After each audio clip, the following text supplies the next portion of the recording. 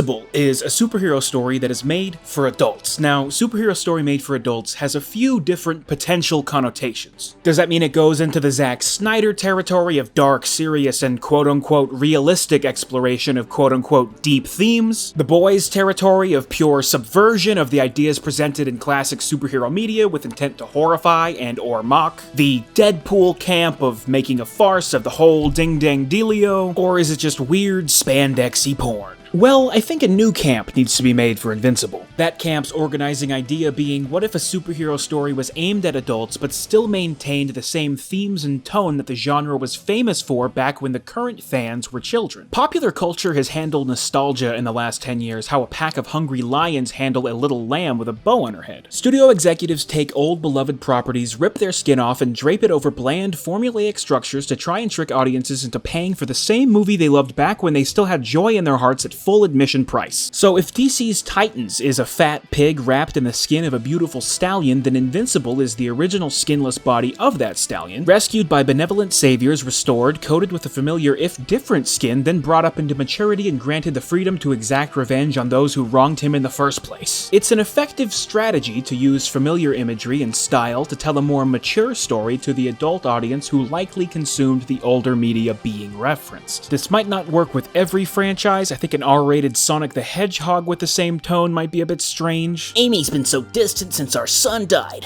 I just need to feel closeness again. Please, just stay the night, Rouge. Just one night. But with superheroes it works because there was always an amount of maturity to the ideas, as it was more to appeal to kids, adolescents, and young adults. With Invincible, they are firmly stating, fuck them kids, bro. Let's gear our content directly towards an 18+ audience. But come on, adolescents are obviously gonna watch, especially when they hear about the content. So, before I go any further, do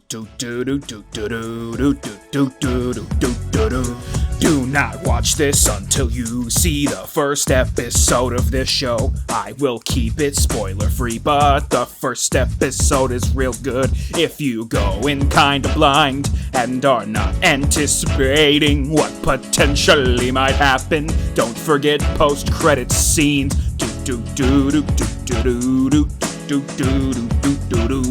Okay? So go right now. I'm not starting until you go watch it. I'm not fucking around here. Go.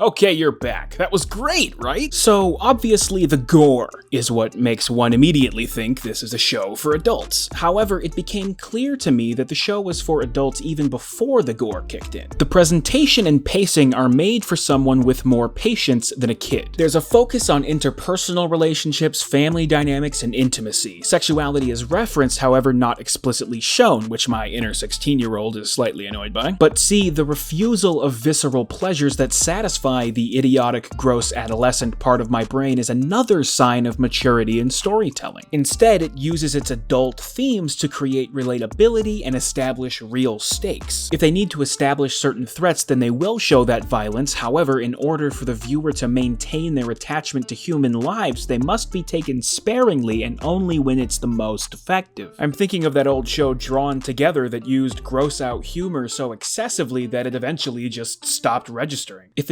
Invincible did use its 18+ rating to show us TNA and brutality without restraint, then it would cheapen itself to appeal to our more visceral adolescent senses, and eventually the viewer would just become numb to it. If life has no value and we're gonna show a horrific murder every few minutes, why would I care when it happens to anyone? A good example is when they're being invaded by the green guys. The explosive, horrific deaths are used in the beginning to establish the threat, and the old woman is brutalized while Invincible tries to save her in order to show him how difficult it really is to save someone. He is affected by that encounter. He continues to have an interest in that woman's recovery and is emotionally impacted by it. The gore in that scene was all purposeful because it tied to the character's development. And because the fragility of life is shown alongside its value, the heroism is more appreciated by the viewer. The show is not an irreverent satire. Perhaps there's a layer of irony based on our expectations, but besides that, the series takes itself seriously, but with different intentions on familiar ground. It has humor, but not humor based on its premise. Instead, it has natural humor from character interactions and dialogue, like when everyone bags on Invincible's stupid hero name, which is a funny joke, but honestly, his name and title make the show seem pretty generic from a distance. Maybe that's the point though. Maybe the surprise of finding out just how adult this show is a major part of the intended experience. It's certainly better marketing than if they had doubled down on the adult themes as the appeal. This ain't your dad's superhero cartoon. This one's got blood and guts and tits.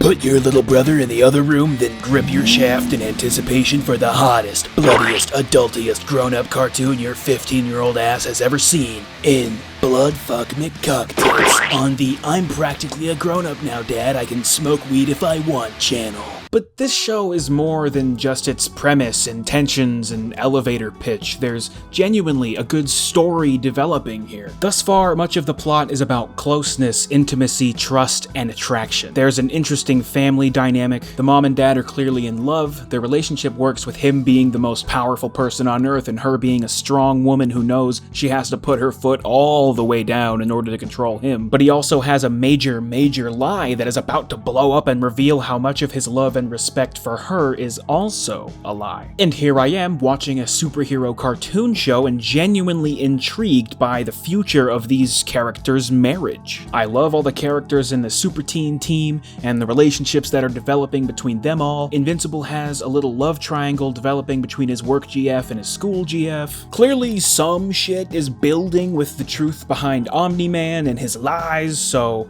I am more on board than a guy who is now on a boat after being on the dock, which is completely, I am completely on board. So hop on the Invincible boat before it leaves the dock. Can't afford Prime? Rob a bank. Go rob a bank.